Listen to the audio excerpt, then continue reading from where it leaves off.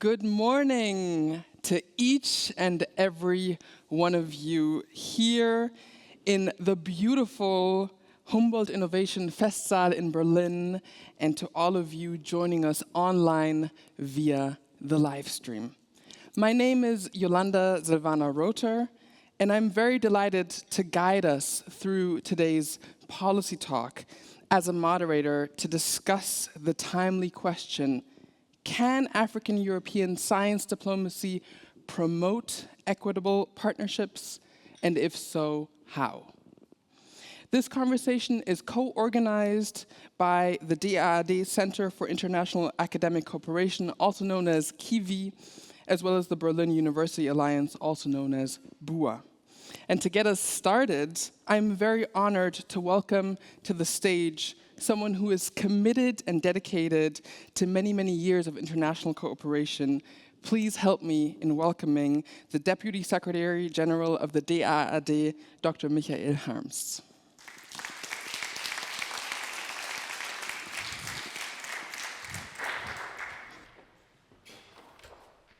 Well, thank you for the kind words, Frau Rother. Der Professor Aboderin, der Professor Tondlana, der Professor Heinz, der Dr. Grieshoop, lieber Herbert, liebe Frau Professor Rechmann, dear colleagues, ladies and gentlemen. On behalf of the DAAD, I'm delighted to welcome you here at the Festsaal of the Humboldt University in Berlin, as well as our audience across the world. First, I would like to express my sincerest gratitude to our event partner, the Berlin University Alliance, BUA, for their tremendous effort and expertise in making this policy talk possible. Thank you, Herbert. Thank you, Frau Rechmann, and your teams for that. It's really absolutely wonderful. Thank you. I want to begin with a quote from the renowned Nigerian writer and thinker Chinua Achebe. "The world is like a mask dancing. If you want to see it well, you do not stand in one place." Achebe's metaphor invites us to think beyond static viewpoints.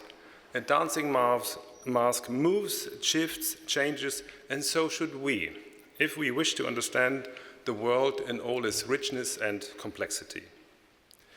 The quote reflects the power of perspective, the necessity of mobility, and the value of transformation, all of which are essential to our education and scientific cooperation.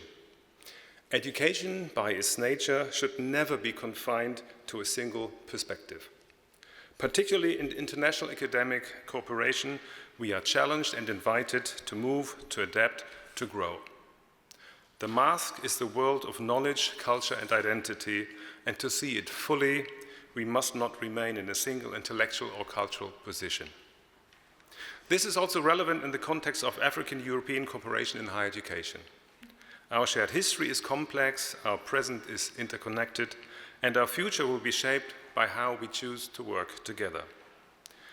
Today's global challenges, from climate change to pandemic preparedness, from global governance to technological transformation, they transcend international borders and affect us all.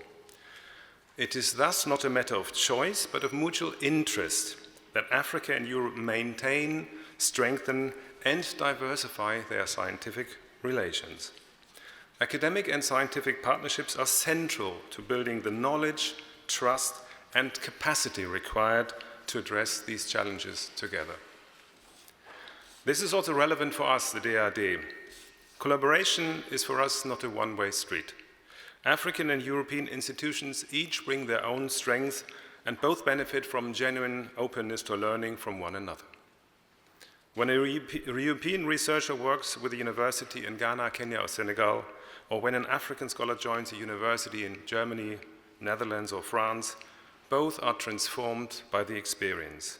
New questions emerge, new solutions take shape, and our understanding of what constitutes valid knowledge continues to broaden. This is why mobility matters. It is more than travel. It is an act of intellectual curiosity, cultural humility, and human connection. However, in the context of equitable partnerships, there's also been criticism concerning the design of DAAD programs and funding schemes. While we are not perfect and operate within certain institutional constraints, we take pride in our work, and we are committed to addressing such criticism constructively. viewing it as a meaningful source of ongoing learning and believing that successful partnerships are co-owned and not imposed. In response to calls for more equitable models, we have listened, learned, and adapted our programs with the support of our funding German ministries. Let me give you a few examples. Our in-country or in-region scholarship program strengthens local capacity by supporting the training of future professionals and university staff, particularly university teachers. Partner universities and institutions take a key role in implementing the program and benefit directly through tuition fees and the development of their own institutional capacities. Second example, Centers of Excellence in Africa.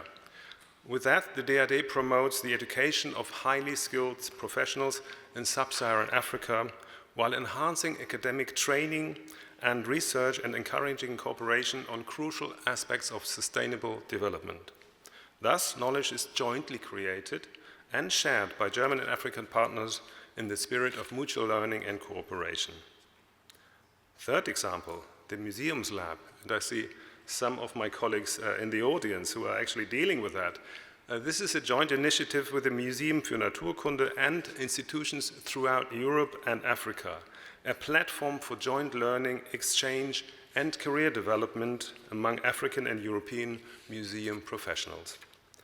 It connects individuals and institutions across both continents to explore how museums can confront their past, address present societal needs, and shape a more equitable future.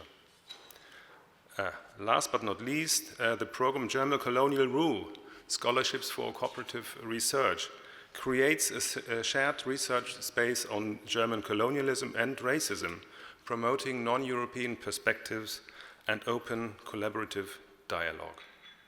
Furthermore, the DAAD's commitment to substantive and cooperative dialogue with African partners is mirrored not only in today's KIWi and Boer policy talk, but also in a recent event titled Co-Creating Knowledge, Africa and the G7+, when stakeholders both from the Global North and Global South were offered an open forum in which they could engage in constructive discussion about the future of scientific relations.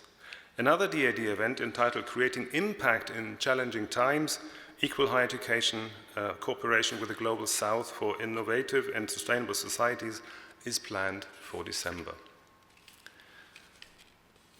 However, international academic cooperation faces enormous challenges today. Having dedicated most of my professional life to working with international partners, I can say that it's never been more important to safeguard academic freedom, knowledge security, and institutional autonomy. It means that we must oppose political interference in academic spaces, ensure the integrity of research environments, and prevent the misuse of scientific knowledge in ways that divide or exclude. Upholding these principles has become all the more urgent as the landscape of global research cooperation is shifting. Autocratic actors are expanding their influence through research and technology partnerships.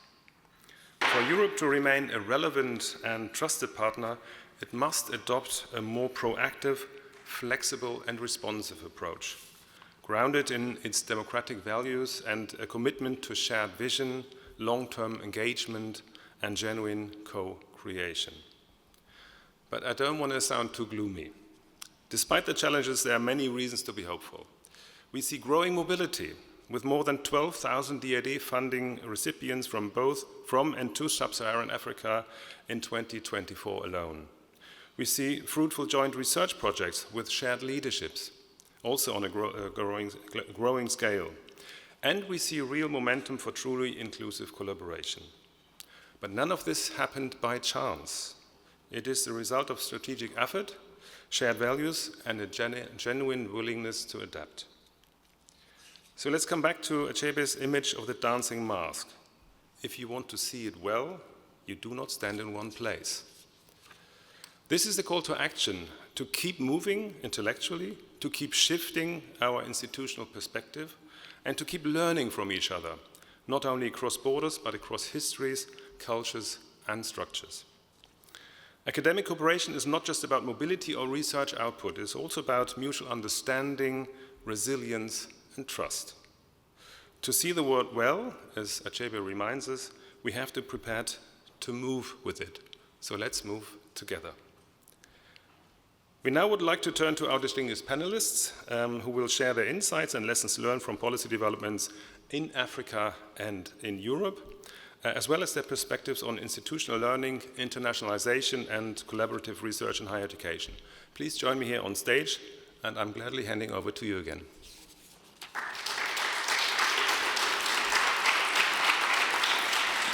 You can come up on stage already.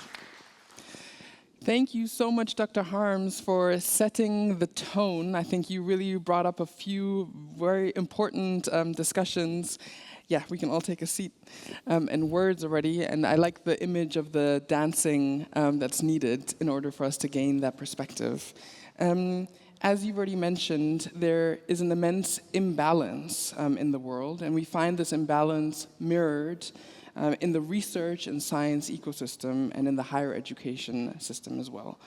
And what we're also seeing are two developments. So we're seeing that the multilateral order is under strain, and at the same time we're seeing that there is an increase in demand for African-European scientific cooperation.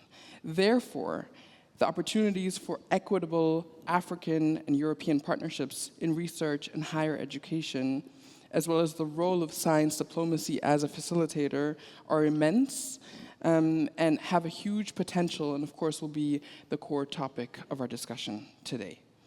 Our goal for today's discussion is to really move from dialogue into direction. We just heard it, the call to action, the moving, and we don't only want to talk about the status quo, we do want to look at what are practical strategies that can inform different processes, positioning, and ideally also policy agenda. And for this, I'm extremely delighted to have you, our distinguished panel, here with us today. And I'm going to start by welcoming Professor Dr. Isabella Abouderine, Chair in Africa Research and Partnerships at the University of Bristol and Director of the Perivoli Africa Research Institute, also known as PARC. And one of your areas of expertise that you may be bringing into this discussion is on the need for and the how-to of transformation, and that is needed for Africa Global North research relations. It's so wonderful to have you with us today. Thank you.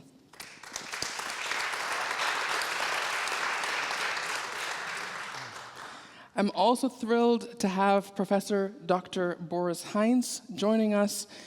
Professor Heinz is a professor of community energy and adaptation to climate change.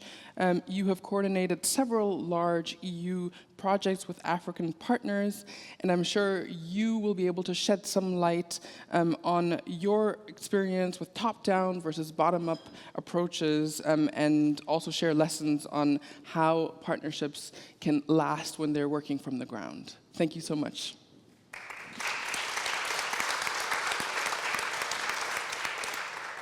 It's fantastic to have you with us as well, Professor Dr. Julia Tondlana. You hail from Zimbabwe, but you're based now in Nottingham. You're a professor of international education and development at the University of Nottingham. And especially you're interested in, or what is especially interesting for this discussion is that your role as the coordinator of the Association of African Universities, so the AAU, the Europe Regional Office, this is your vantage point that you might be bringing into the conversation.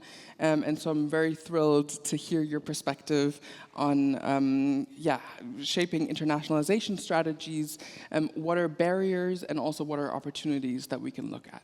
Thank you so much.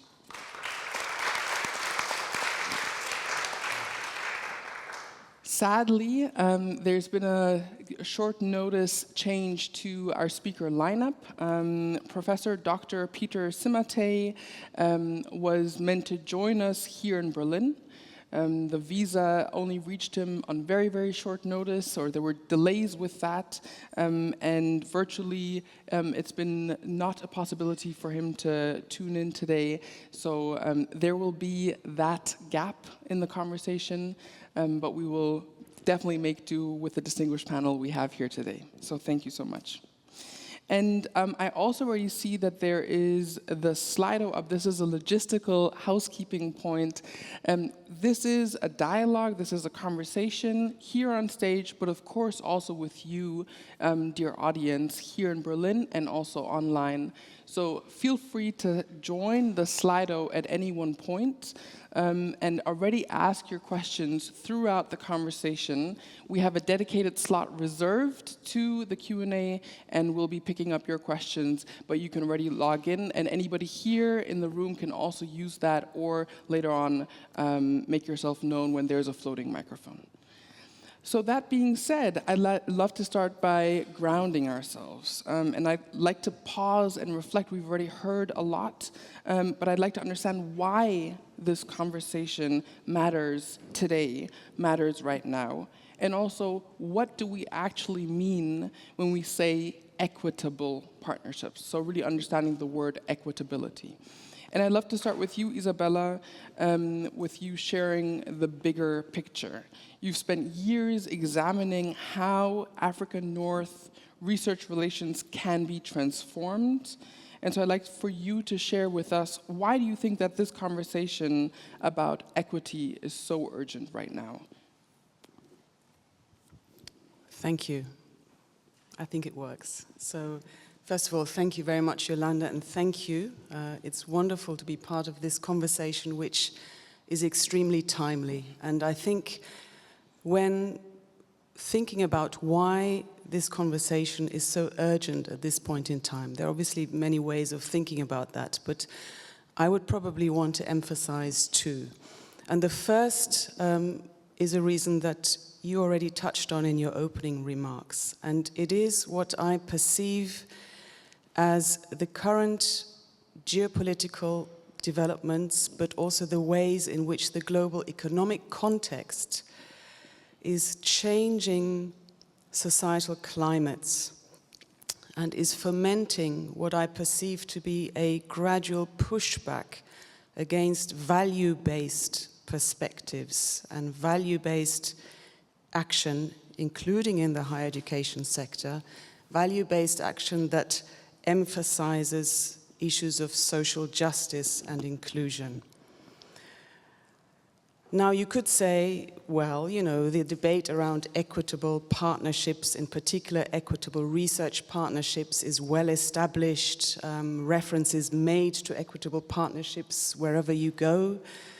But I think there's a danger precisely in this, and it's the danger that the increasingly ubiquitous use of the concept equitable partnerships means that it's being used, at least this is my perception, often and increasingly so in a perfunctory way. And that makes it ever more easy to disregard it or to dismiss it. And so what is required, I think, within this situation is not only a conversation about how important equity in research partnerships or in partnerships is, but a conversation that is clear about what equity actually entails and what it is for. So making the case for why equity in partnerships is important. And I think we haven't done that enough. And I think it's critically important at this juncture. The second reason, I'll speed up a bit, I'm talking too slowly, I know that. It has to do precisely with this question of what equity is and what it is for. So when we talk about equity, it is not only about equitable access to opportunities for or rewards from knowledge production. It is also about the very kinds of knowledge that are produced.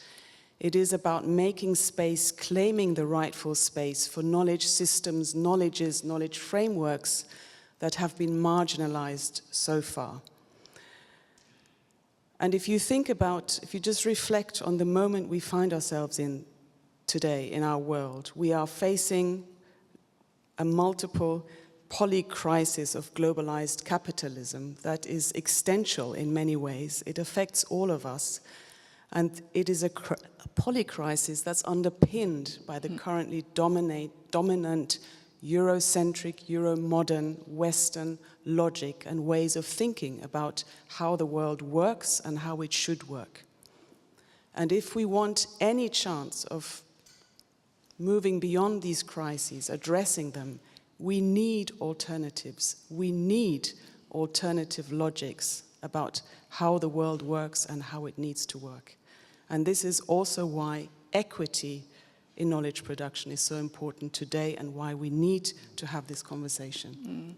Thank you so much. So what I'm hearing is really the polycrises that are taking place right now and the need for transforming how we understand equity and really having a discussion about that right now matters absolutely. So thank you so much. And Boris, I'd like to invite you. You've coordinated several EU projects with African partners. We've also just heard Isabella's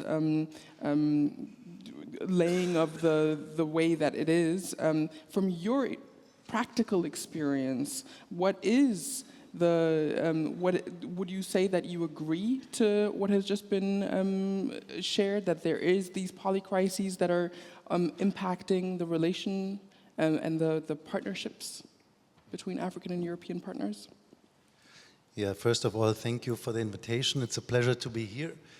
Yeah, I want to mention that my perspective is as an engineer, as a social scientist, economist. With these projects that we coordinate, so we are coordinating 3 European projects with 29, 21 and 17 partners, and they are half European, half African partners, at least that's our attempt. And in these projects we try to put into practice what has been said, what has been designed, so putting into practice in this often messy reality, what are our ideas and goals.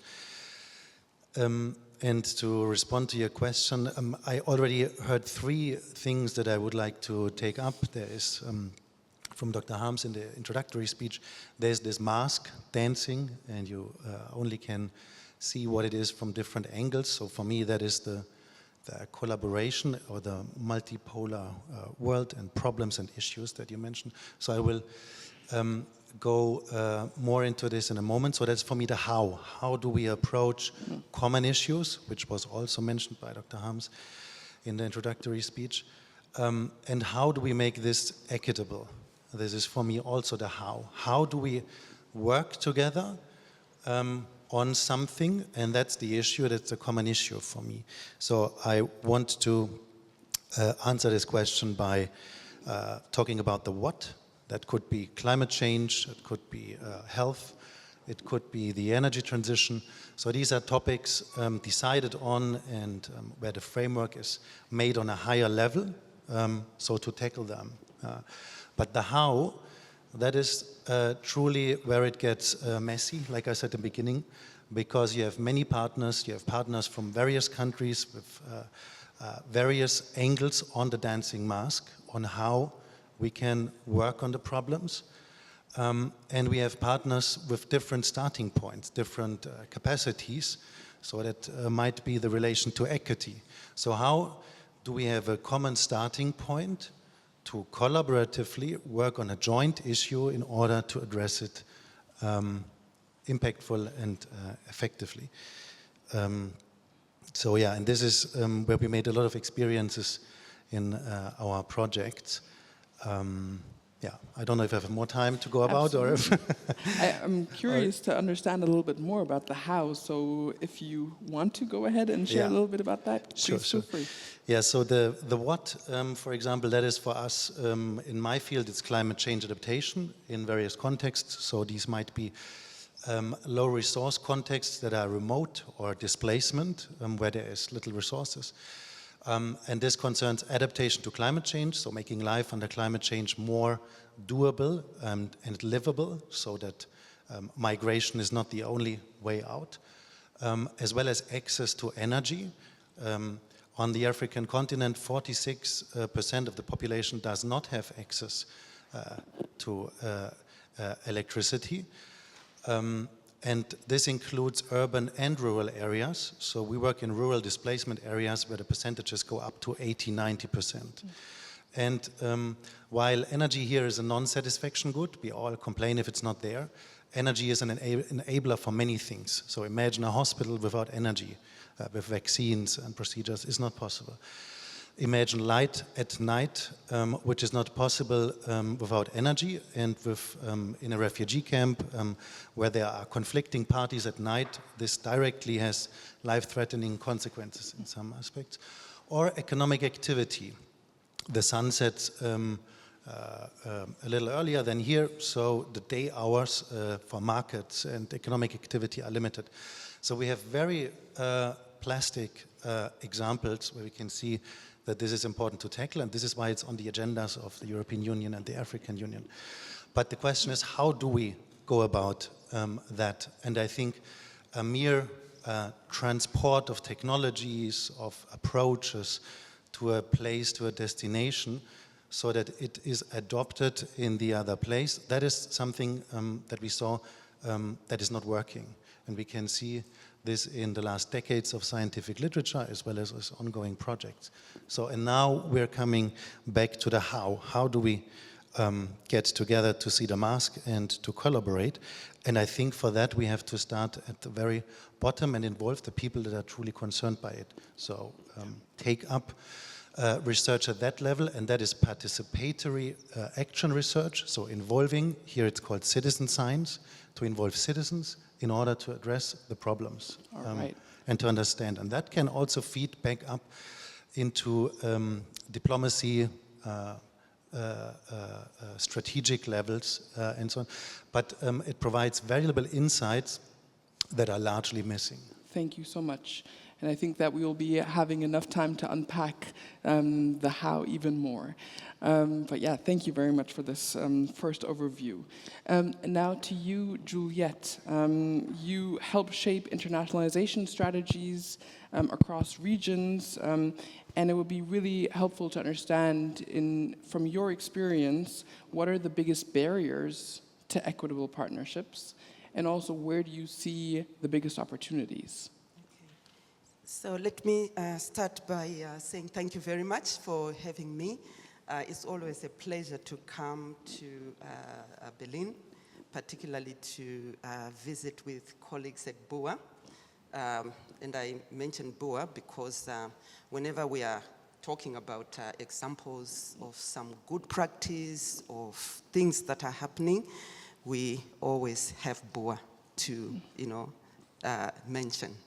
And we are confident because, I've had the opportunity to interact with colleagues at BUA, looking at the various projects that they are doing, and for example, the Greening Africa Together project is amazing in terms of just how, people from Europe can work with colleagues in Africa equitably.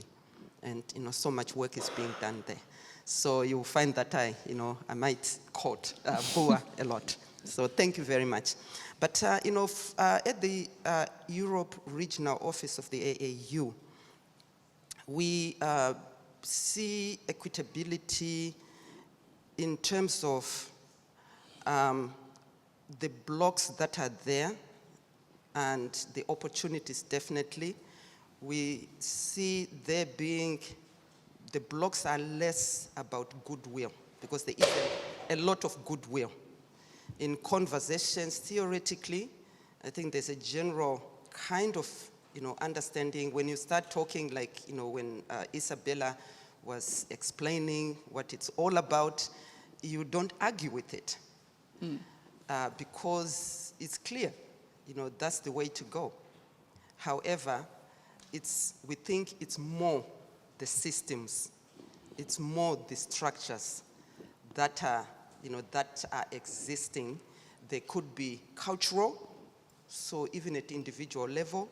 They could be institutional, they could be national, they could be global, because those structures are there no matter what we, our goodwill, our agreements as to how we want to proceed, For example, we are very, I'm sure Isabella, I don't think she would finish this meeting without talking about the Africa Charter.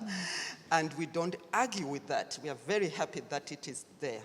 But when it comes to thinking about what then does it look like practically, that's where, we begin to see all these barriers. So I'm just going to give, just a few examples of barriers, and in many cases, there are also opportunities. But in talking about barriers, I think, I need to preface, this with that. A lot is already being done. Is it enough? That's another question, because then we need to look at the outcomes of those conversations. So, for example, the most common topic is, funding architecture. Because without funding, our goodwill is not going to come to fruition. But because structurally, for one reason or other, the funding the architecture is centralized in Europe, it becomes very difficult to bring about the changes that we want. So, for example, calls often require European nations to lead. And somebody will say, no, that's changing, and I totally agree. But the requirements, the eligibility for you to lead, even in cases where, a funding call may say, anyone, whether you're from Global South or Global North, you can lead. But the eligibility criteria excludes the Global South, because obviously a funder, if you're going to give your millions to a particular institution, you are going to be concerned about how the capacity of that institution to manage the funding. So while the call says, even if you are in whatever institution in the Global South, you can lead, you don't have the means. You don't have the capacity, you don't have the research, management structures to do it. And even yourself, you will defer to the Global North partner who has all these structures, who has all the support that you are not getting. So you find that because of the eligibility rules that may privilege, the North, which already have nice administrative structures, you find that now we are promoting dependency. Although we have the goodwill, we are saying you can lead if you can, but they can't, because the structures in the institutional structures, country structures, they don't enable them. They don't have the funding to sort out the structures. And then that also relates then to short-term project cycles. These days, funding, you have to respond quickly, you have to finish a project quickly because the funding cycle requires you, if it's a year, you've got to finish this in 12 months.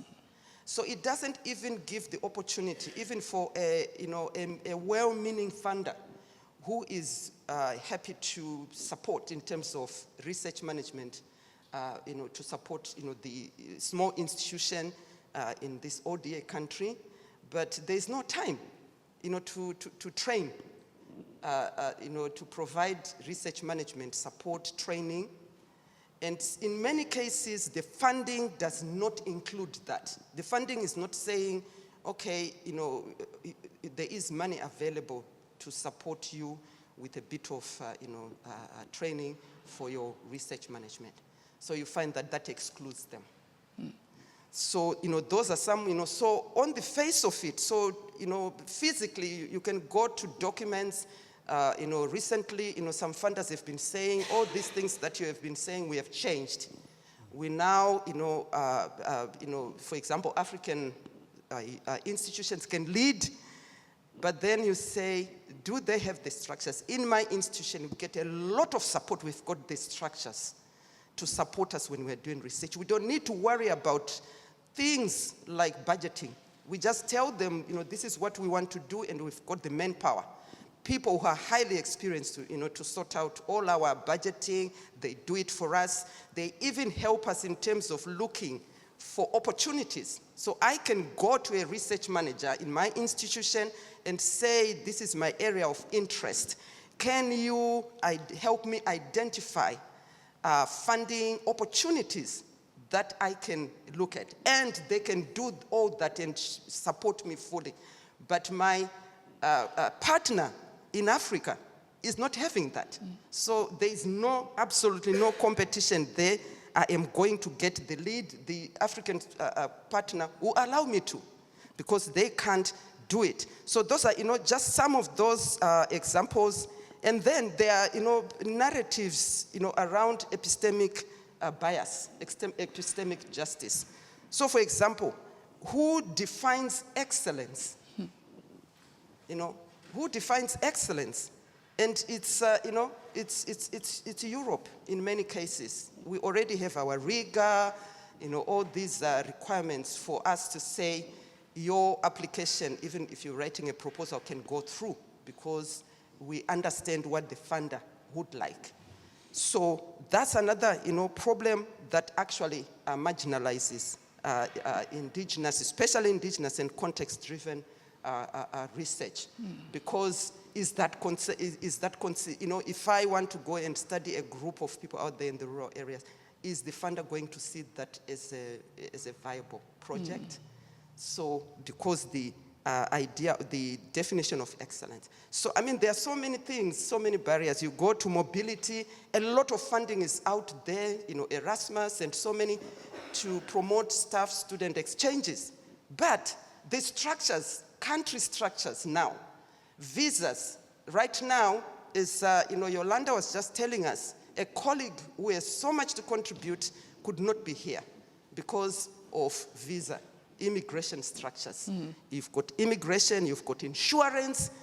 Out there, to travel, to come, to come here, nobody's going to insure you. So are you going to risk traveling across continents? What if, something happens? You can't cover yourself. So funding insufficiencies. And let me just, so that I don't end on a very negative note. So a lot is being done. So there's growing African, I'm just going to read through because of time, research, leadership, and networks. So African scholars are, there are opportunities, the space is opening up. There are a lot of new funding windows, multi-donor initiatives that favor the Global South. There is digital collaboration enabling, scholars out there. So if they can travel, for example, if the plan was that he would appear online, or, virtually. So that enables, collaboration. We have, a lot of discussions around policy. We have, issues of impact. Funders are now under pressure to demonstrate equitable outcomes and local ownership. So we find that there's a lot of movement, diaspora engagement. We've got lots of people in ODA countries in the north who are people like Isabella, myself, who are able to, go back to our countries and give back. So a lot is being done. Yeah, thank you very much. And I feel like we've been able to set the scene and start with now we can start with getting a little bit more concrete, actually. And I saw that you would like to chime in right away, though. Go ahead. Yes. Yeah, thank you very much for these topics. These were actually also points that we in our work saw appearing and which are far from ideal.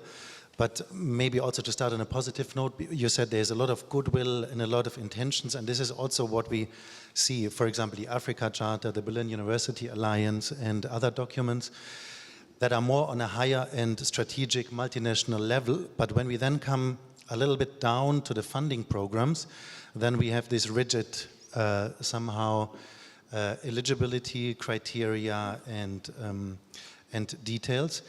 And so if we then even go further down, then we are at the collaboration level that you also mentioned, where it gets even more tricky, because we have this shining high-level strategic will, and then I think we can already see over the past decade how this trickles down, because obviously this is a process to go into funding programs, to go into actions and activities that are accepted for a funder, to be delivered by someone that is funded.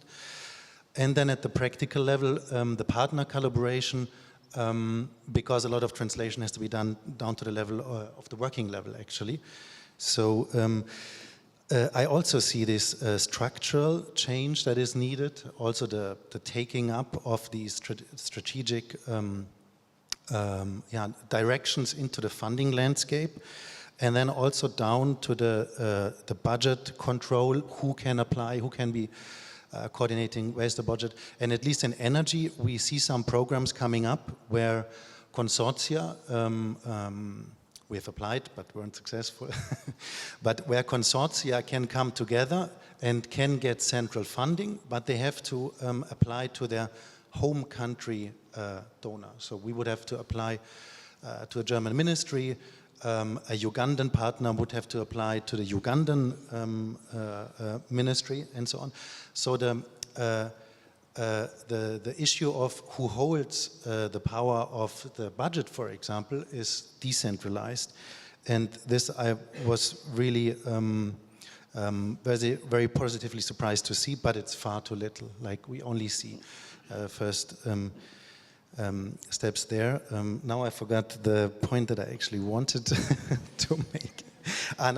From our practical work, because we actually have projects and funding from a higher strategic levels from the European Commission, and we implement 3 projects with a lot of partners and with funding that comes from the European Union to TUB, and then is further distributed to partners. So that would already tackle the point, like, who is holding the financial budget.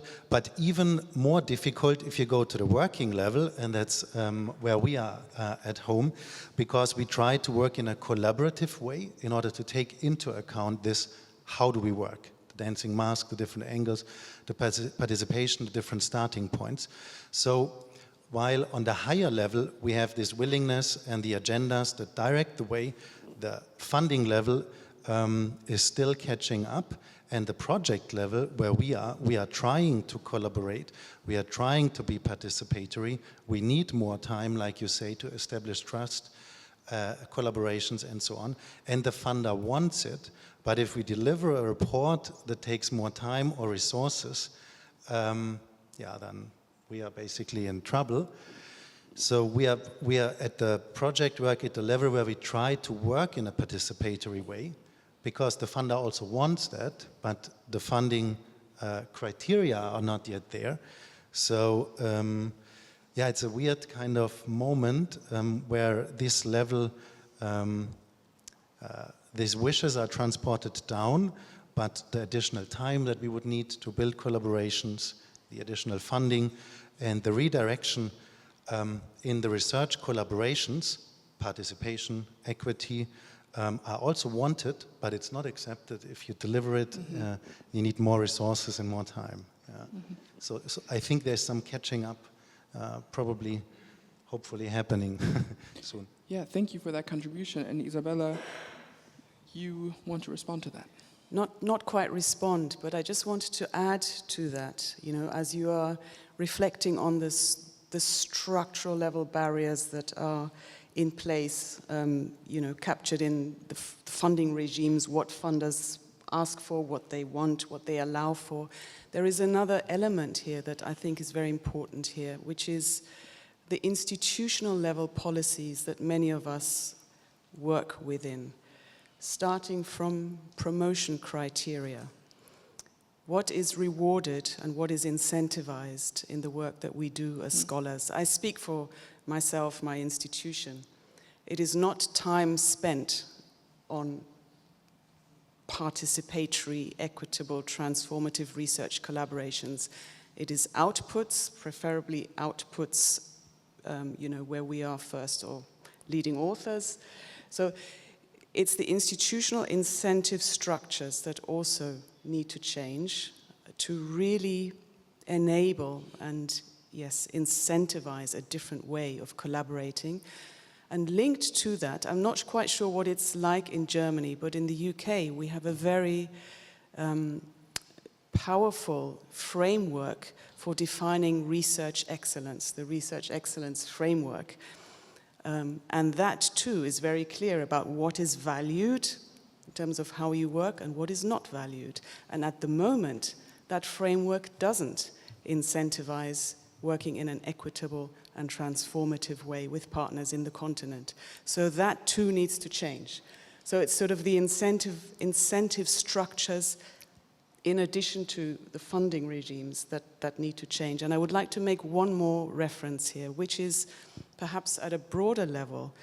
Again, I'm referring to the UK, I'm not referring to Germany because I don't know it so well, but in the UK, much, if not all, of the support that's provided to research, collaborative research with Africa, is framed as development assistance.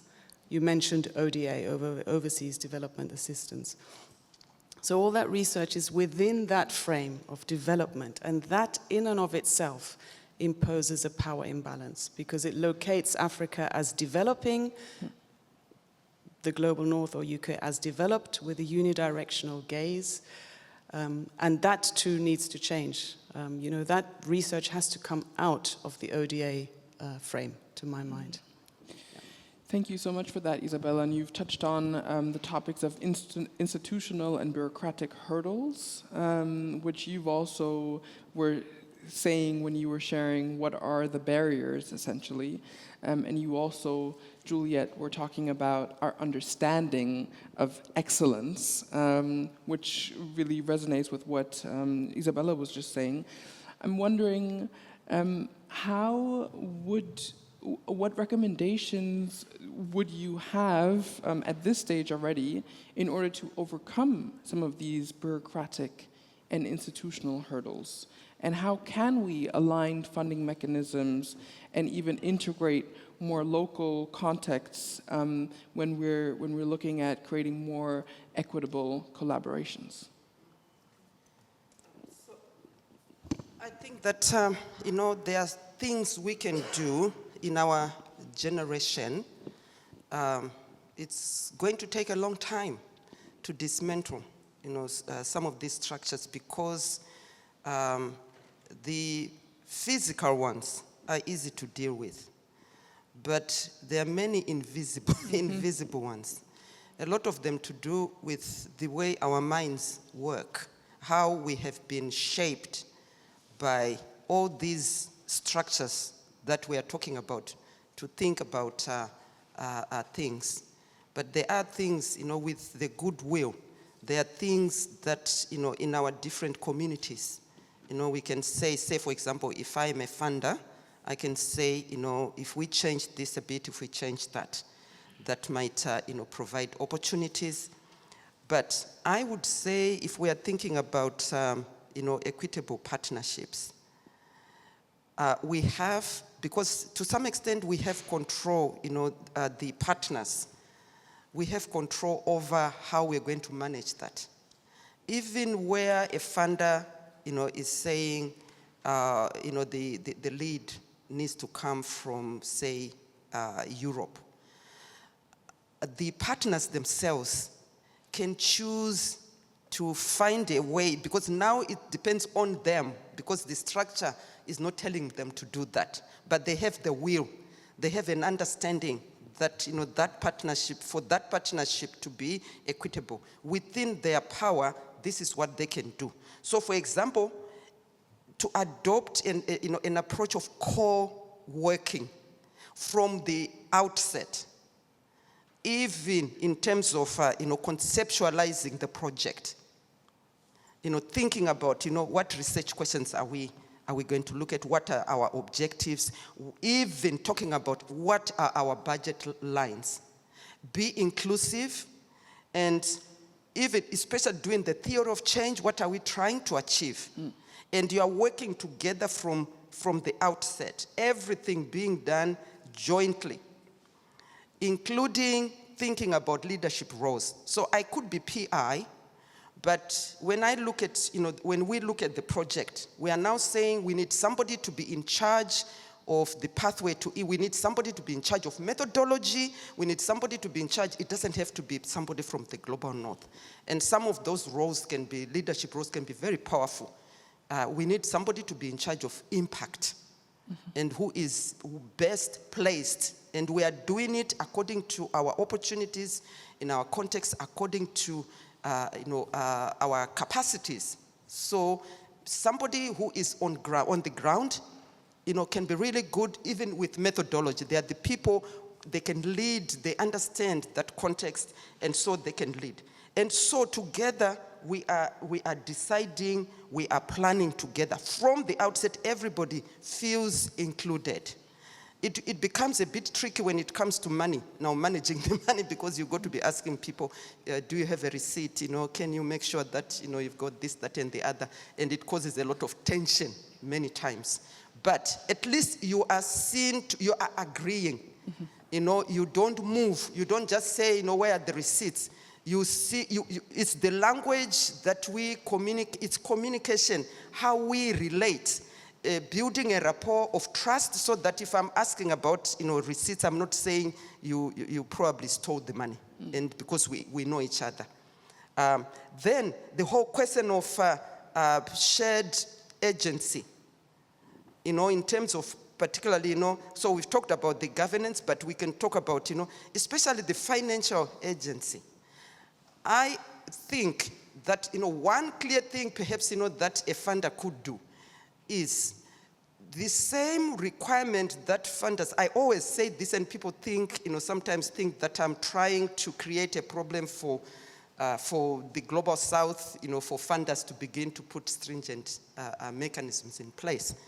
But then I say, the Global South are already doing those things. It's just that they've not been recognized.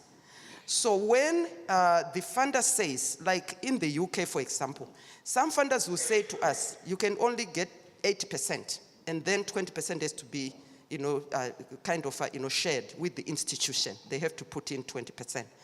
So I've checked with my institution, and I look at our budgets, and I don't see anywhere where the institution is actually giving cash. They give that 20% in kind. Especially in my institution, I've seen those papers. They give in kind. They are looking at our computers, our space. They are looking at, what they already have. Then I go to Africa, where I do a lot of my research. For example, I go to the AAU, and they are providing the venue.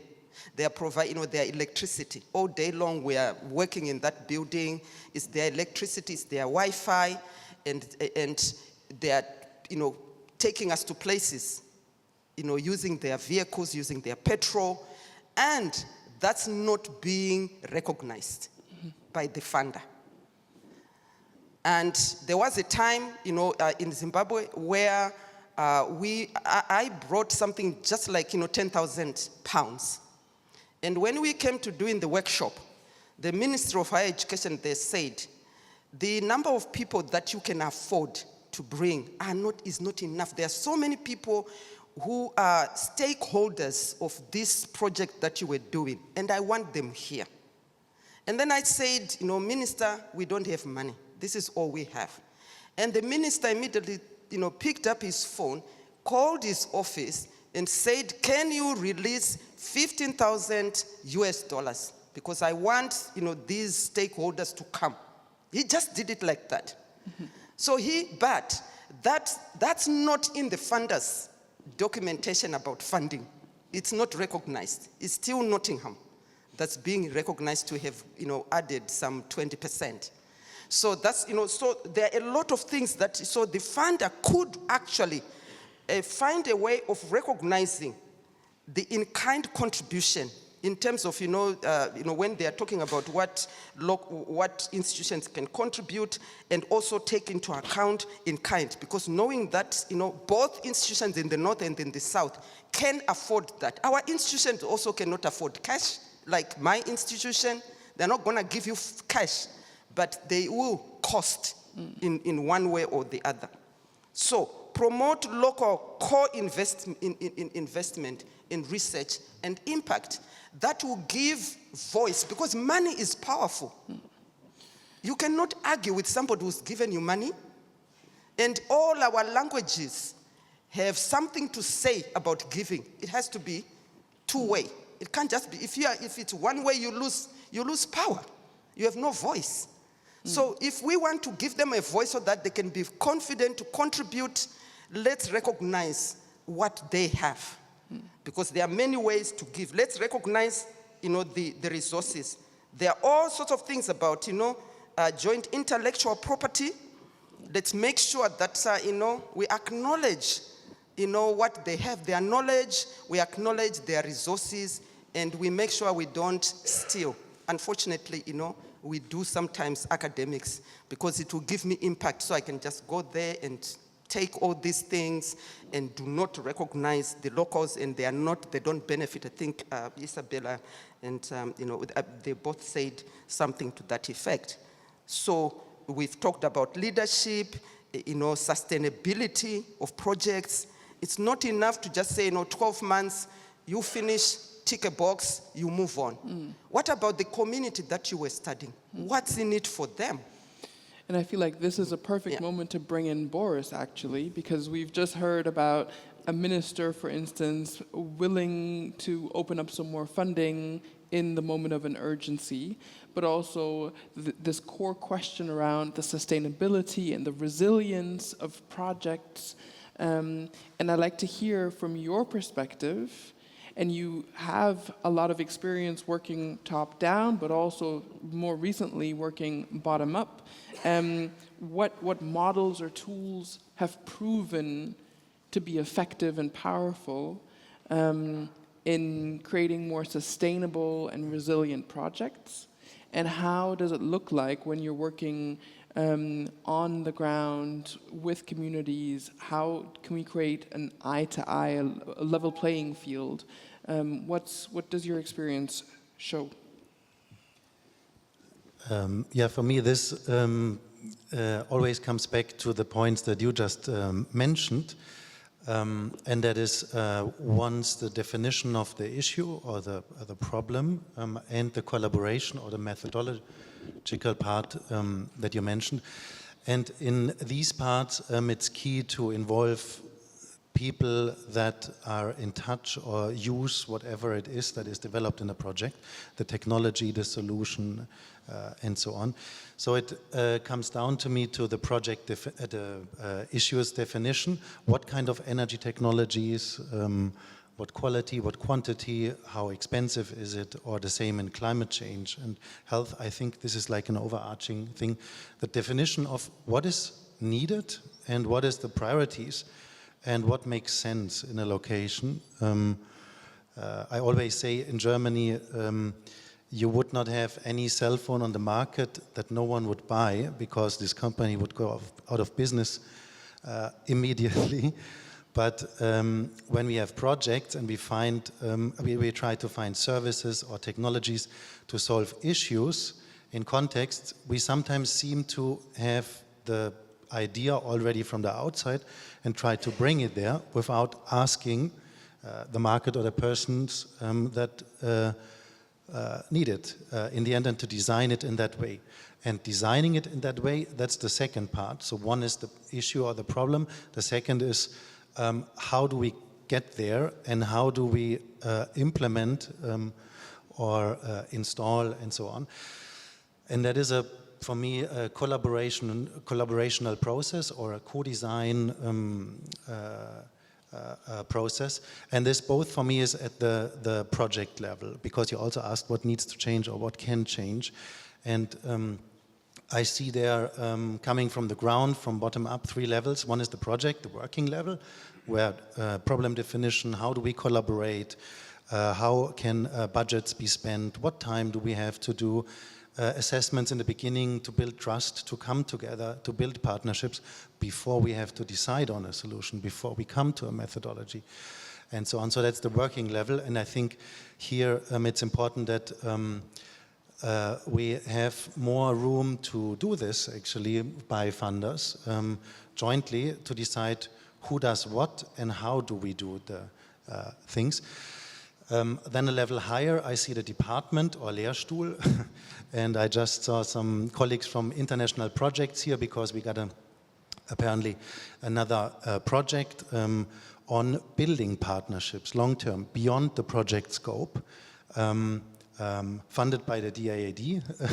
So I think at the department level, this is the key, that we have partnerships that can be built over a longer time to get to know each other, to understand where we are coming from, which perspective on the mask we have, so that once we have a project opportunity, we don't have to start from scratch with definition of problem and process and so on.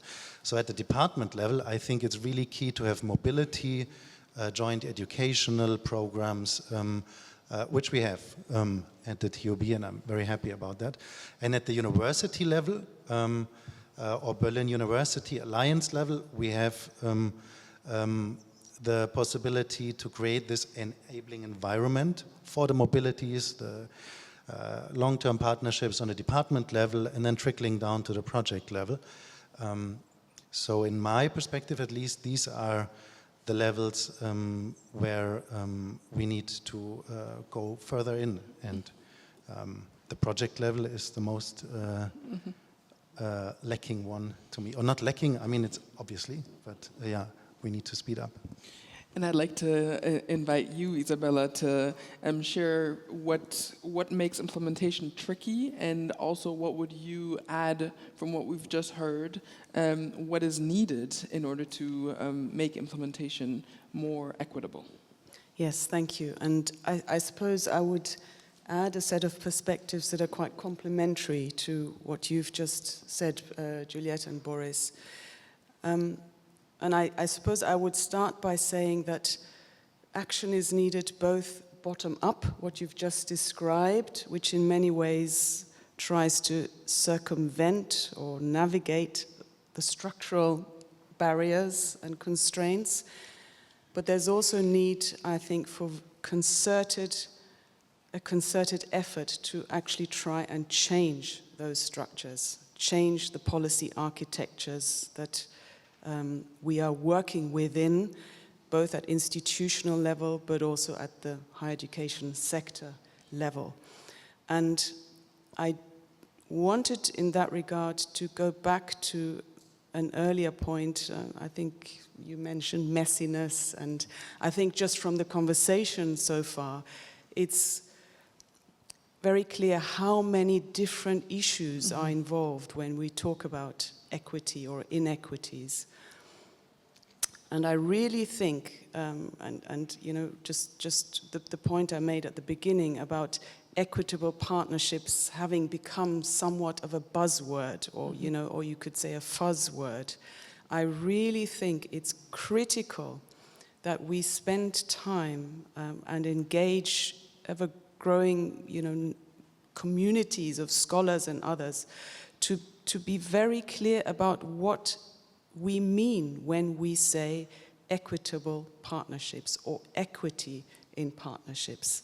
There's sort of a sense that, yeah, we sort of all roughly know what it means, but I don't think we do. And we need to unpack the different levels that are involved, you know, and then systematically see where policy architectures, structures need to change to address those levels. Yes, I would say that's really important. Yeah. And now I'd like to stay with you, and maybe here in the room, I'm wondering if we want to establish this difference of equity, equitability, and also sometimes it gets interchanged with equality. Do you think you could give us that difference? Could you? Yeah, Isabella.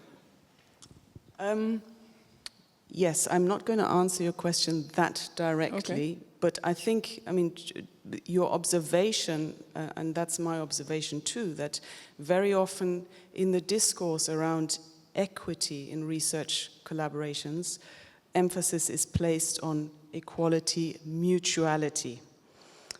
But I think that equity is something else, and I think that it's really important, to my mind, to take as a point of departure the systems level, To my mind, the goal of equity or equitability is about ensuring that countries or regions that are playing a marginal role in the global production of scientific knowledge begin to take their rightful place in that production of scientific knowledge, because it is foundational, among others, for their place in the global political and economic hierarchy.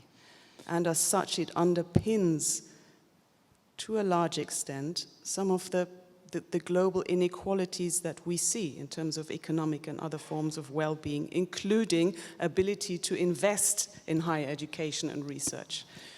So I think, sorry, you wanted to come in? No, go ahead. So we really need to understand that this is a systems level, matter at the end of the day. It's about power. It's about influence at the system level. And then we need to unpack, well, what does that mean? What does that translate into at the project level? And here, my sense is that the framework that the Africa Charter uses, this heuristic of concentric circles, which looks at the multiple layers of power imbalance that we need to consider that are at play in research collaborations, becomes really important. Most of the time, our attention focuses on the outer layers. If you imagine an iceberg, you see what's above the water surface. The attention is on asymmetries in concrete collaboration arrangements. We've heard it, the division of labor, control of budgets, contracting, the overheads, all that kind of stuff. And you also see the wide disparities in institutional resourcing and capabilities. You've spoken to that. So most of the debate really focuses on those. But there are layers of power imbalance below that in some ways give rise to the outer ones that we see. Power imbalance at very core, at the epistemic level, the knowledge frameworks and systems that are privileged, that are dominant when we create new scientific knowledge together.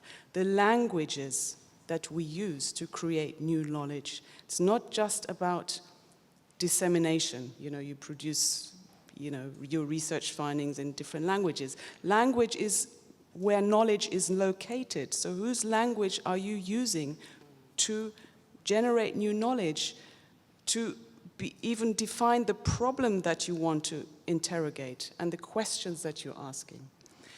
What theories and concepts and theoretical perspectives are you using to scaffold the generation of new knowledge?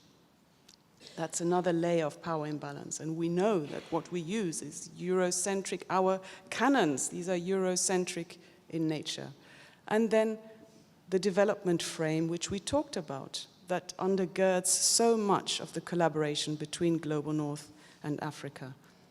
Africa is developing, Global North is developed. And the development frame also limits the areas that are deemed, relevant for inquiry in the continent of Africa.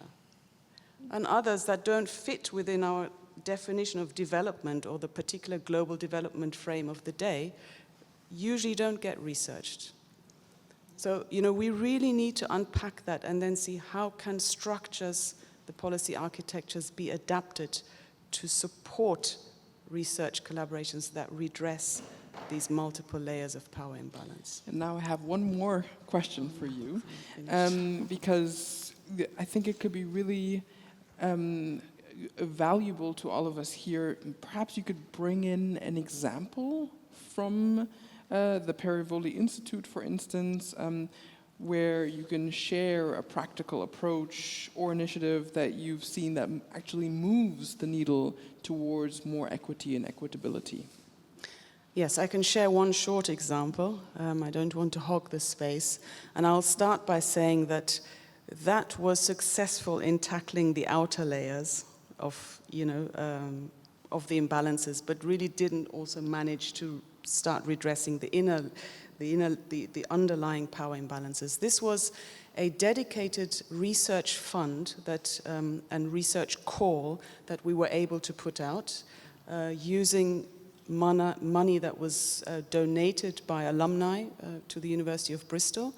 And we put out a call explicitly for collaborative research projects led from the continent, conceived from the continent, and not having to conform to any kind of development agenda or SDGs or whatever the scholars from particular African countries thought was interesting or worthy of inquiry.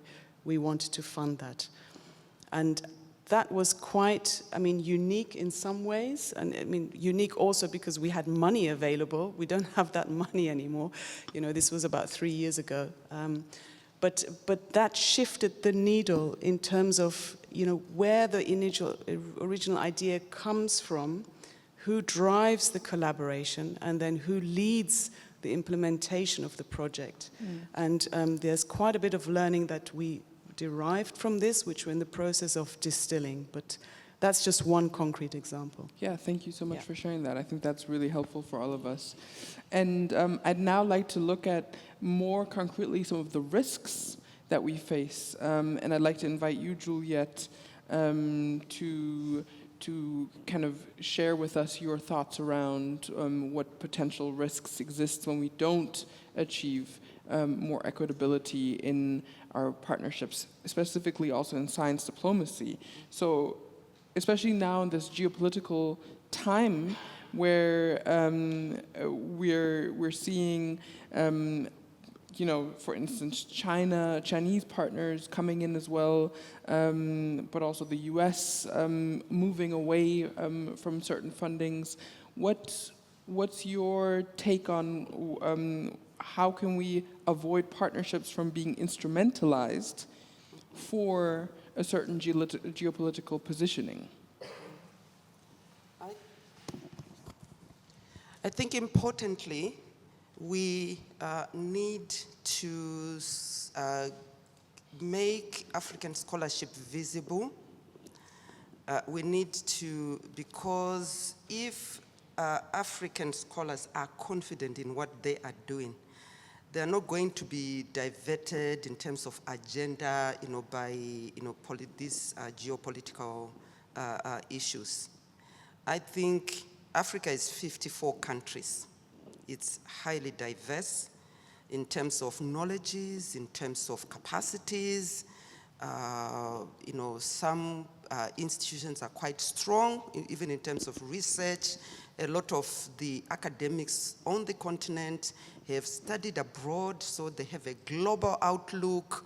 They've gone back, they're building their institutions, their countries, and we need to find a way of making them visible. So when I say we, I mean collaboratively. But I can say that the Association of African Universities is very much seized with that. And as a strategy, they've got regional offices across the globe for that purpose, as a way of engaging with different parts of the world. They are engaging in China. They are not allowing whatever tensions, geopolitical tensions that exist at the moment, of nations wanting to be the ones. One nation may think they want to be more influential in Africa. I think, and I'm looking at the AAU, and that represents at least 450 well-established universities in Africa, and informally, all institutions, including ministries of higher education and so on, they represent them. And so our task, so if I talk about the Europe Regional Office, our work representing the AAU is to ensure that we contribute towards equitable partnerships between Europe and Africa. And so, some of the things we do, where we see gaps. So it's so easy for us to just, link institutions in Europe to institutions in Africa, or, experts across the two continents. But we also ensure that we bring in China wherever, there's a lot of interest in interacting with Africa, we bring them in. And our message is that healthy competition is okay, but this is about people's lives. This is not just a competition, and there's no need for us to be replicating things. Let's partner. So if China are trying, so for example, at the moment, China are supporting African students going into China to study, but then China are sending a lot of their students to Europe to study. So what we say to them is, okay, this is, say for example, these are doctoral students, so that's doctoral training. So when they come to the UK, for example, they have all kinds of needs about adapting, developing a global mindset, having an international experience and so on. In a similar way, African students who are coming to Europe or the UK and also going into China and elsewhere are also needing to adapt. So we say to them, instead of doing these things separately, let's come together. And if we're talking about doctoral training, let's collaborate. Let's come together if it's Asia, UK, Africa. And so let's come up with a program that's going to support. It's more or less the same. The experiences that doctoral students have, migrant doctoral students have, is more or less the same. They have to adapt to the culture. They have to, both, community culture. They have to adapt to the academic culture of institutions. And usually it's more or less the same. So we say instead of duplicating efforts, let's collaborate. So, those are some of the things we do. We try and link. Our job is really partnerships. How do we bring people together? So the issue of research management. So we see that when we look at funding calls going out, research management is not top of the list. So what we do is, right now, we developed a project around leadership training, because we say leadership is a big thing for Africa. And that includes all these things: digitalization, gender. It includes.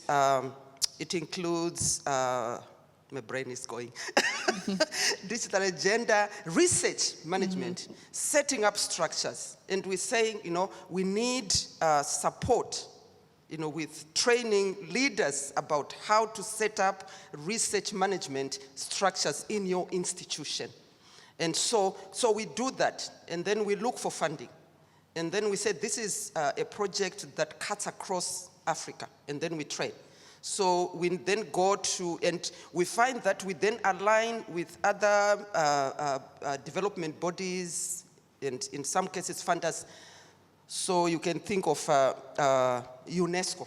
So UNESCO, when you look at Campus Africa, they are also looking at the same thing, doctoral training and so on, and say, let's work together. UNESCO must align with Africa's identification of what they need.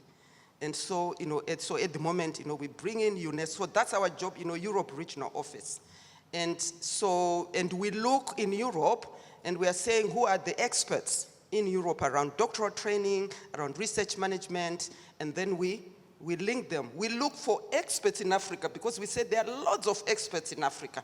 And we say Europe can also learn something, so that as you are supporting students from other parts of the world, it's not just African students, so that Africa does not become this little space where these are the ones who need help, they're the only ones. No. Even our doctoral students in the UK, in China, in America, they have similar needs. So our job as a Europe Regional Office is to make sense of that, and then try as some kind of neutral ground, bring experts together. So they have another one in South America, a regional office in South America. So they kind of try and do the same. Regional office in the US, trying to do the same. And then within Africa itself, across the region, because Africa is huge. When we say states, we're talking of one country. But within Africa itself, they have, like, for the 4 or 5 regions in Africa, they also have regional offices. So I'm just talking about, practical things that can, so within those structures, and we work with those structures, and we say, how can we support? And But when we are supporting, we are also learning. We don't give the impression that we are going there and we are just showing you, what to do. So our colleagues come to us when there's a problem with the partnership. Sometimes they come and say, oh, this is just, this is a horrible partnership. It's not going to work. And then we talk, reason it out together and say, look, is it equitable? Think about, equitable partnership. Yeah, thank you very much for that. And I'd like to invite Boris to share also if you have any thoughts around potential risks, but perhaps also what are some untapped opportunities you see, especially in the light of this timing where we are faced with climate change, we're seeing changes in global governance and as well global health. Do you think that there lies the opportunity right then and there for genuinely equitable partnerships? I think I should argue on a project level where I have insights into the practicalities to answer this question, and there are definitely risks to be seen because the wider topics and the circumstances on higher levels, they somehow arrive also at the project and the implementation level. And what we see that the structures as well as the way of how we collaborate in a non-ideal way, as well as the things that this leads to is not directly addressing the issues of climate change, for example, or access to energy. So what we see in many cases is that the perspective, the local perspective of the needs, the requirements, the priorities, and also the capacities, what is possible to generate in order to address a problem, be it climate change, is not really captured and taken up into research or implementation. So I see a big risk of misfitting solutions. In the energy field, we have had this for many years, that it was that it is not possible to electrify remote locations because of this and that and this and that. But the question is rather, why is it not possible? And maybe what we do is not really tailored to what is needed, and therefore it is not used anymore, whatever is coming out of a project in practical terms. And I think while Europe with research and development in lab scale has a lot of capacities, but in my perspective we also lack a lot of capacities, for example in community engagement, in frugal innovations, and in how to collaborate and how to navigate complex social contexts. So I think we must not think in bringing capacities or generating capacities in a one way, but to bring together from many sides what we have in terms of capacities. So, and how would that look like? It would practically look like that we have a partner that is very well versed in a context with a methodology or with research that is not visible. Like you said, African research is not as visible as it should be. So maybe there should be parts of activities or project done by someone else. Yeah? And that means also that some agency, some budget, some activities are given out of hand, but that the what it is in the end, the energy solution or the health project outcome is more holistically, takes into it more perspectives, because we heard that there might be different perspectives on what is needed. So if you take this into account, we have a lower risk of producing something, be it research or implementations, that is not fitting to what is needed.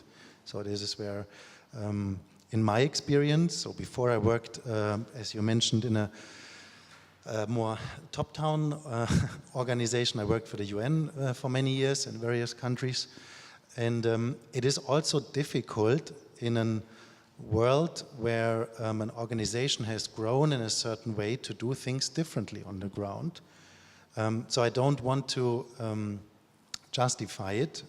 I just want to say that if you want to do something differently, then in my perspective, this starts at the project level, as we have heard many times, because there it's actually feasible to pilot it, to show how it can work, so that we have something to hold on to. Because we have to hold on to a lot of project outputs and research from the top-down level, but we have very little to hold on to when we do work in a participatory, collaborative way. So we need to produce more down there. Yeah, thank you. And we're going to be opening it up to the audience in just a moment. But Isabella, I definitely also would like to hear your perspective on what you deem are the risks, but also, of course, the opportunities. And I'd like to frame the question by saying that there's also, in light of the rise of populist governments around the world, including in Europe, how would you say must we face that, and how can we promote, therefore also, the establishment of equitable partnerships in higher education as a way to safeguard against anti-democratic development? That's a difficult question to answer. But let me attempt by reflecting on the latter part of your question just now. I think ultimately, although this really might be too simplistic a view, but ultimately it goes back to the need for us to make the case for why we need equitable partnerships. What is in it for all of us? Because this is not, equitable partnerships, in our case here, is not just about Africa. It is actually about our collective futures. And we really need to find ways to articulate that case in a robust way, but also in a compelling way, and find ways to engage those parts of, our societies and communities that, are distrustful of anything to do with equity or inclusion or diversity or whatever. On that, I don't know where one might find these spaces for reasoning together, but I think that's really important. The other, I suppose, is to try and lock in directions that will enable more equitable partnership working in some of the, we've mentioned already, the policy architectures that we work within. Yes, at an institutional and national level, but also at an international level. And perhaps in particular frameworks, frameworks or instruments that are meant to underpin the scientific cooperation, in our case, between Europe and Africa, such as the AU-EU Innovation Agenda, which doesn't at the moment actually speak particularly explicitly to the ways in which these cooperations are supposed to unfold, and for the need for equity in those. So, maybe there is an opportunity here for locking in some directions for the future that then can't be perhaps shifted that easily. But I wanted to just make one more point perhaps and end on it, and it reinforces for me the need for locking in these directions, which is, you asked, what's the risk of these partnerships or these, this push for more scientific cooperation being instrumentalized? And not trying to be too cynical here, but I do see the push from Europe for more cooperation with Africa, from China for more scientific cooperation with Africa. These are, among others, motivated by geopolitical interests and by economic interests. It's also about opening up markets, influence. So, you can't wish that away, but I think we would be well served to be more open about that and to be, and to, I don't know, problematize it and then think about, well, yes, these interests are there, but what do we do despite those to ensure that whatever unfolds ends up being, you know, as equitable as it can be. And then a final thing, which is that in doing so, we need to also be careful to distinguish between equitable partnerships when it comes to research and scientific knowledge production, and when it comes to educational partnerships. You know, you spoke about doctoral training, or we have, you know, this new transnational education that some countries are pursuing really aggressively. You know, what does equity mean for those domains of scientific cooperation? We need to be clear about that and define those properly. Yeah. Thank you very much. We've covered a lot of ground in the past hour and more. We've looked at visible but also invisible structures and power asymmetries and imbalances. We've looked at funding architectures, policy architectures, where they can be changed in order to create more equitability. We've also looked at the word itself in order to understand what might be done to bring about a future that creates partnerships that are definitely on a more mutual and equitable level. And now we're coming to the part of this discussion where you all are invited to ask your questions. And we already have received some questions via the Slido. So I'm going to actually start with a question that's coming from the live stream. But there's also the possibility for you to make yourself known. There's a roaming microphone if you'd like to ask a question here on the floor. So I'm going to start with the first question that's been upvoted here. And it says, listening to the panelists, I agree to define equity in future in a better way. But what I'm missing is the pure African perspective. Starting with Chinua Achebe is a good idea, but the question now is, what could be done in future to involve African interests better? I'm going to leave it up to you. Who would like to take this question? Thank you, Juliet. By sharing, you know, some of the things that we are already doing. So we are running webinars. Say again? Webinars. Webinars. Yeah. So webinars are really good because it's a way of engaging, you know, more voices in Africa, and just you know, getting their perspective of things. You know, with the hope that perhaps, you know, those conversations can develop into some collaboration across continents, because when we have the webinars, then, you know, we have participants from all over the world. So at the moment, the issue of data, you know, ethics in data and AI is huge for Africa. So we decided that, you know, we want Africa to lead those conversations. So way before people, you know, there were a lot of noises about ethics of AI. You know, we were already having those. We've been having those webinars for the past, I think we're in our 3rd year. And what we do is we get African scholars around those topics, you know, in the area of data science, data ethics, and AI, and the digitalization. Okay, and, so yeah. Go for it.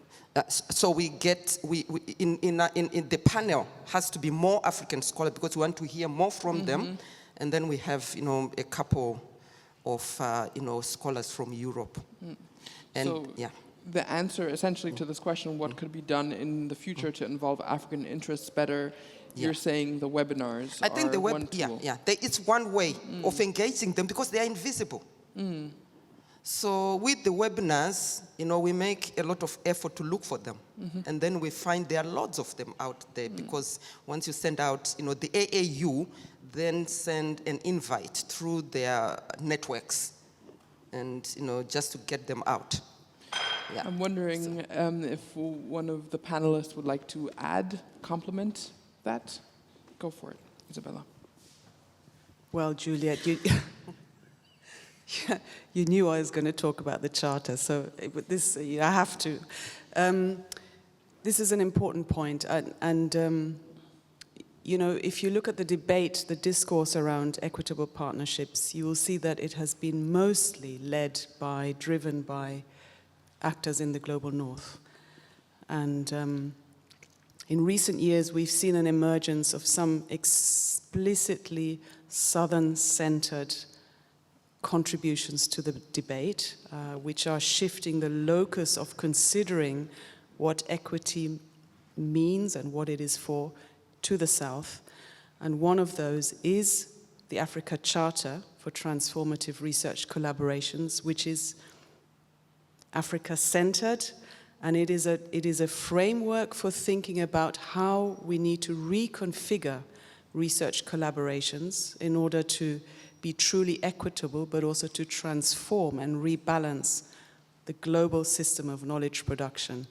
And this framework was co-produced, co-created by the major higher education bodies in the continent of Africa, including the AAU. And so it could be a useful starting point for thinking about how to certainly bring to bear African interests in the debate around equity.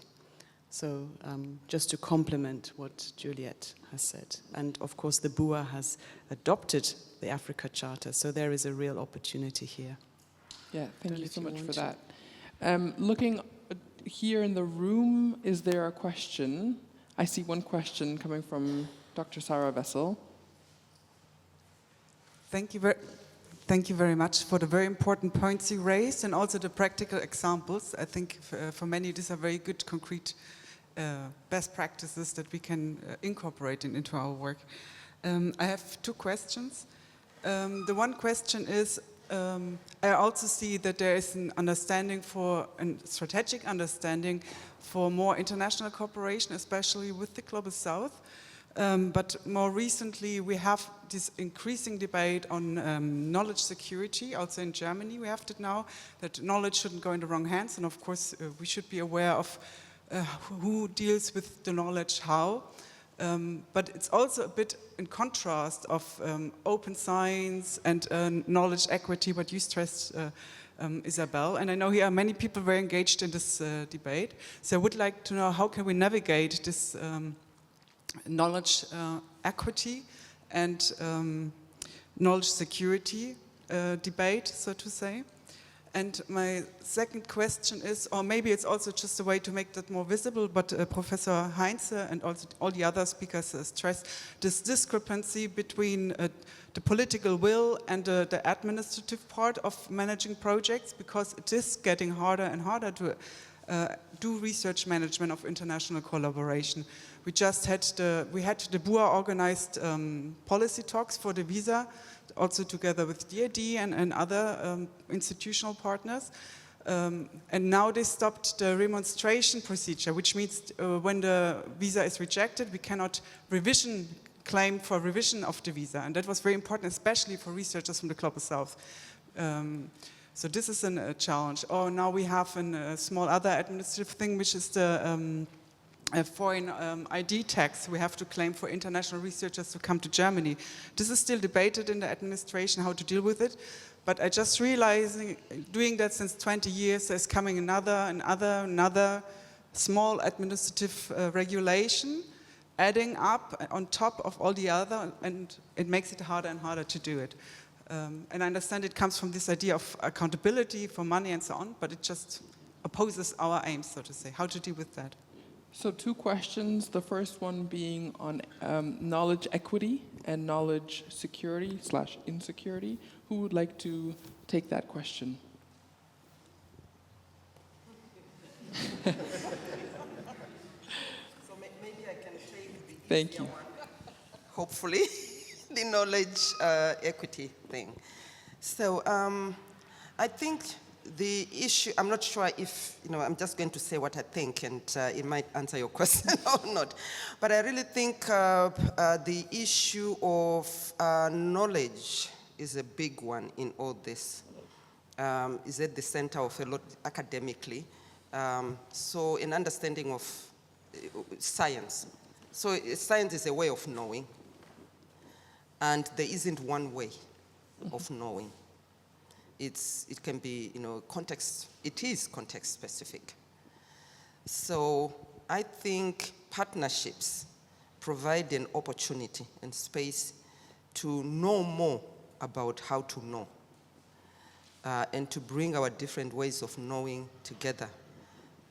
Because then it's almost like, different lenses, ideologies about, the world, so, because when you say science, it seems to be something that's out of reach, that's, the, preview of certain privileges.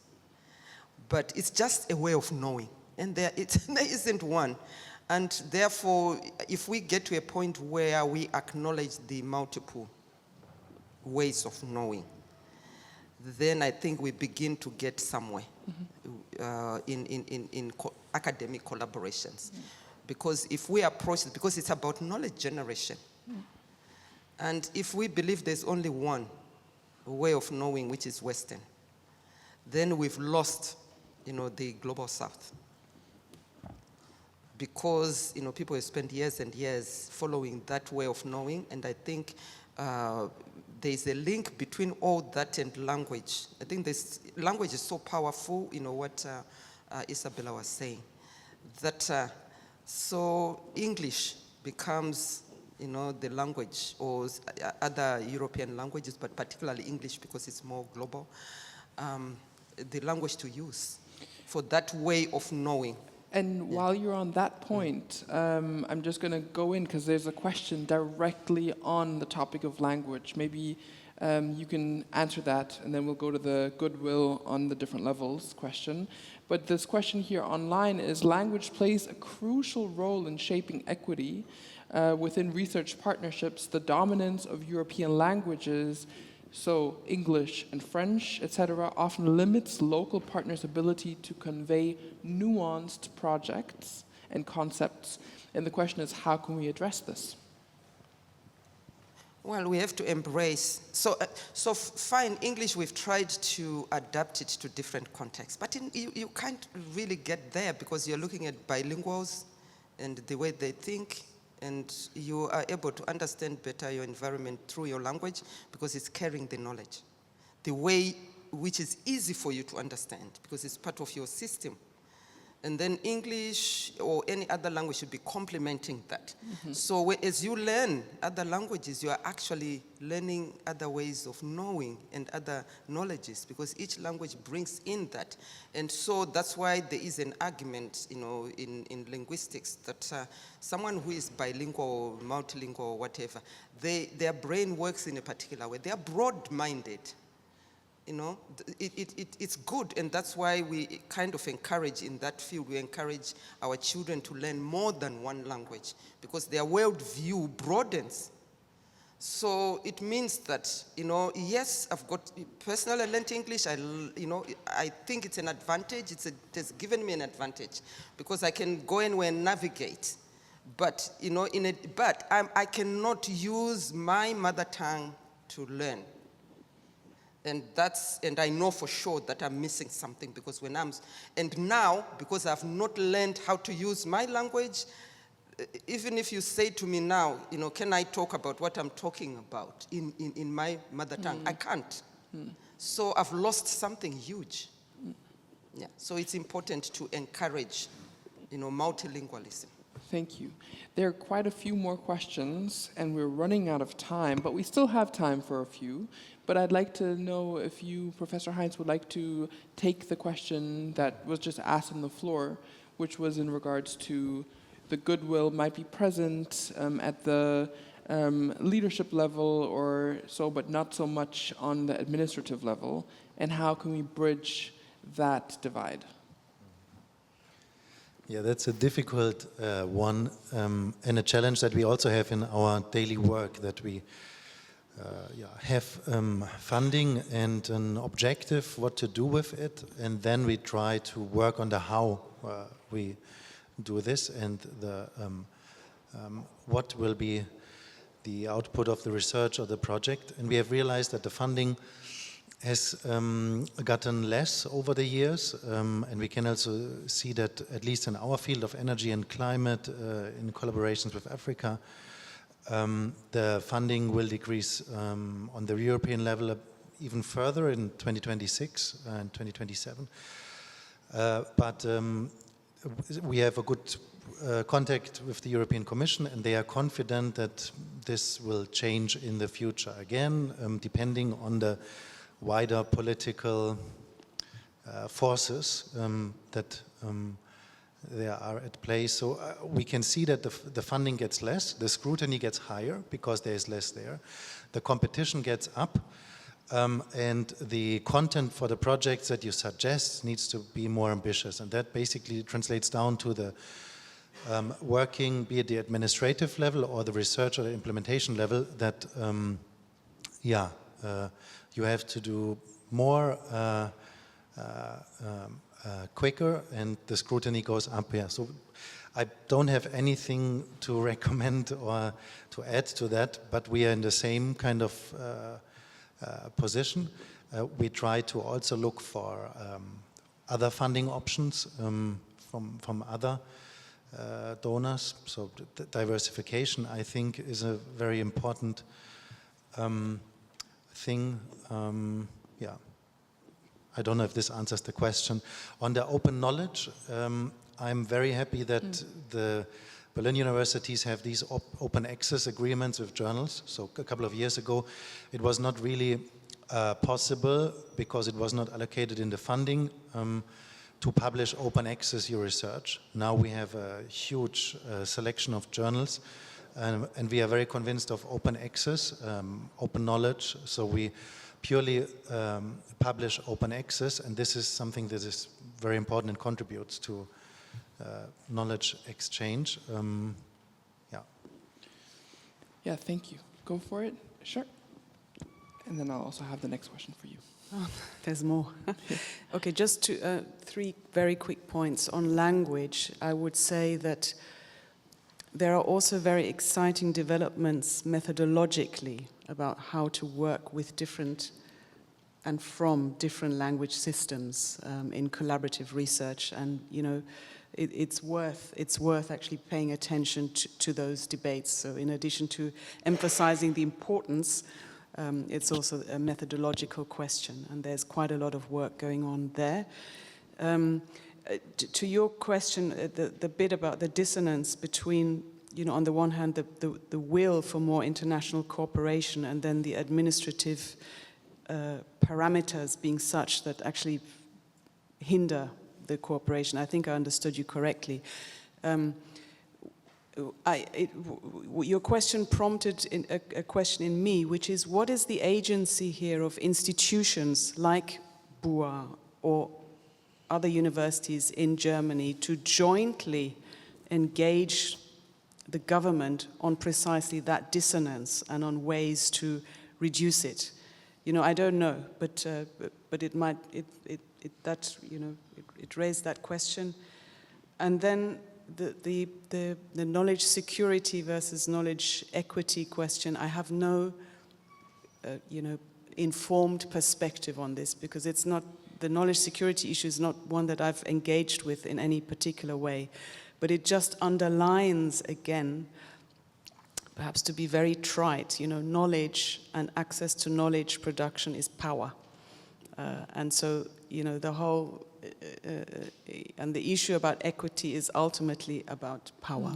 So that there's no answer, but it just kind of reinforces some of the issues we talked about. Yeah. And as we're coming up to the time, I'm afraid we won't be able to take all the questions that have been posed here in the Slido, and maybe that have come up here in the room. But there's the possibility to keep the conversation going in just a moment during our during the reception that's coming up. But I just wanted to say thank you at this point, a very big thank you to our panelists. And if you could please help me in giving a round of applause.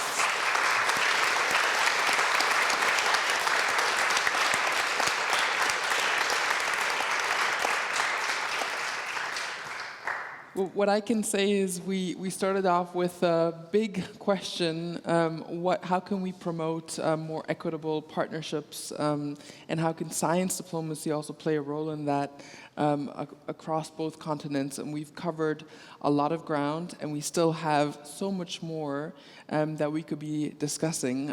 I thought that setting out with almost 2 hours for this discussion would be ample time, but clearly we're leaving with a lot of insight and also some practical approaches, and probably we've all here in the room learned a lot. But we're also leaving clearly with more questions, which I always find is a great indicator that this conversation is absolutely urgent, really important, and needs to be continued.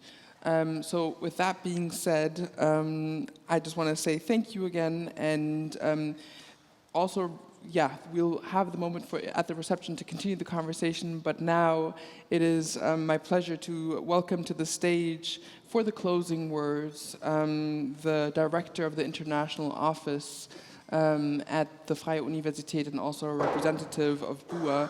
Please help me in welcoming Dr. Herbert Grieshop.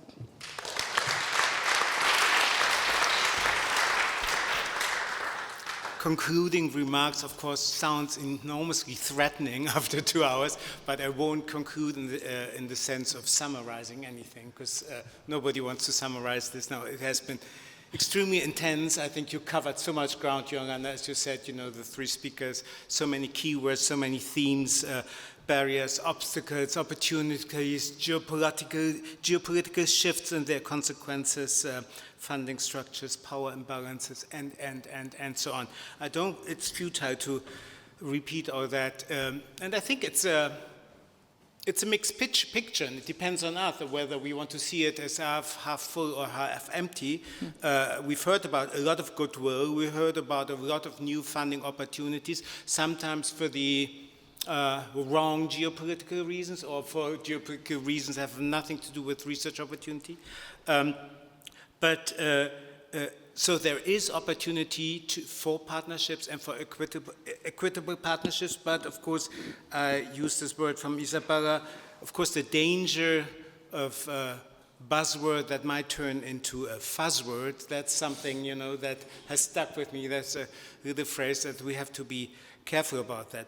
In my concluding remarks, I just wanted to say, since I'm here not as a representative of Freie Universität, but mainly of the Berlin University Alliance, most of you probably know that at the moment we are in the process of defending our project, or project is probably wrong, defending our joint alliance activities in 3 weeks' time. And within this project, of course, one of the key issues what we want to do in internationalization is to continue with our work with the Berlin Center of Global Engagement. And we've, of course, made provisional plans, and we described them in our proposal. And in a way, I could sum it up now with the phrase, the Berlin Center of Global Engagement wants to make exactly that. It wants to make the case for equitable partnerships. That's what we want to do. I mean, that's what we want to do over the next 7 years in terms of lobbying at funding organizations, raising awareness, creating expert hubs, and looking at sort of all of these aspects. And I think, you know, to create the framework conditions, that's an enormously important thing. But the one thing, because I'm the director of an international office, is, and there I'm totally boring, but it's also quantitative. If we look at the figures, you know, in terms of students from Africa or partnerships with Africa, they are ridiculously low, you know, in comparison to what we have with even, you know, East Asia, or not to speak of Europe or to Americas. So I think what we also have to look at creating not just equitable partnerships, but partnerships in the first place, right? I mean, we have, you know, the kind of Boris's, you need more professors, 3 European projects with Africa. I mean, like if we had, you know, 50 of those professors, you know, would make our life easier, but there are not that many Boris's in each institution. So that's why you're probably here on the stage, you know, because you're, that's all I wanted to say, that this is really important, not just equitable partnerships, but partnerships in the first place.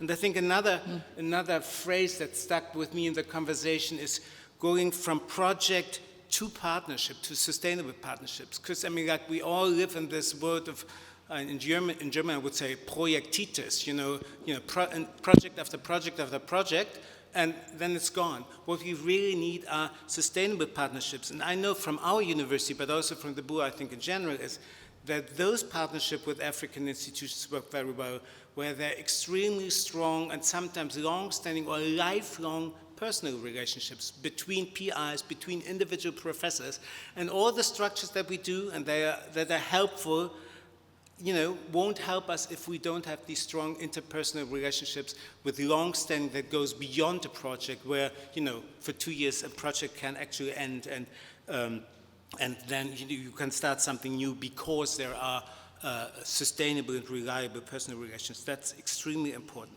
And there is one final point which I have to mention, because the BUA, in a way, of course, is a totally elite enterprise, right? I mean, like, we're talking about 3 fabulous, top of the pops research universities in Germany.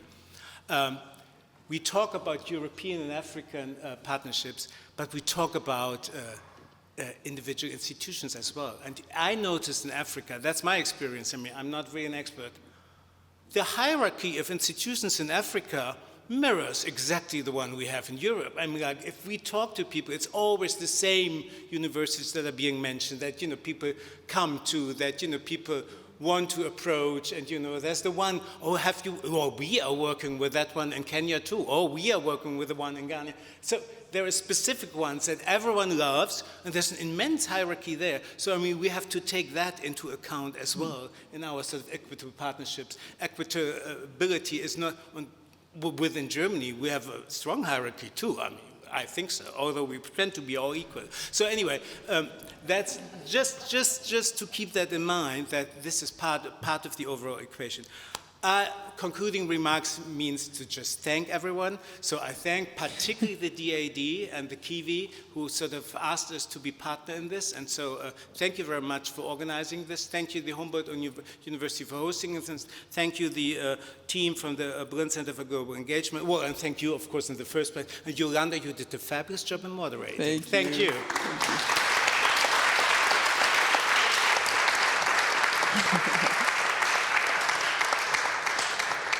Thank you so much for these concluding remarks. I'm not going to stand anymore between you and the reception, but I do want to just provide a little bit more information for you.